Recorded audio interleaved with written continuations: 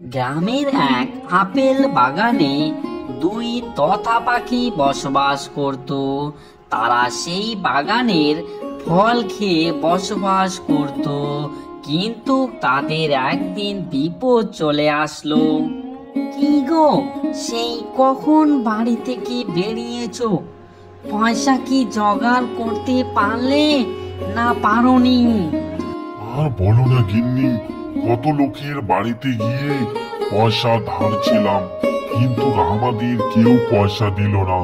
ভাবছি ওই আমাদের আপেল বাগানটা কেটে বিক্রি করে দিব, ওখান থেকে কিছু পয়সা পাওয়া যাবে। আরে কি বলছো তুমি? ও তো ফলন্ত আপেল গাছ, ওগুলো কেটো না গো তুমি। অন্য কথা থেকে পয়সা জোগাড় করতে পারতে।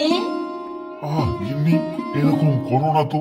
ওই আপেল গাছগুলো কাটা ছাড়া আমাদের আর কোনো উপায় নেই, তাই এই আপেল গাছগুলো কাটতেই হবে।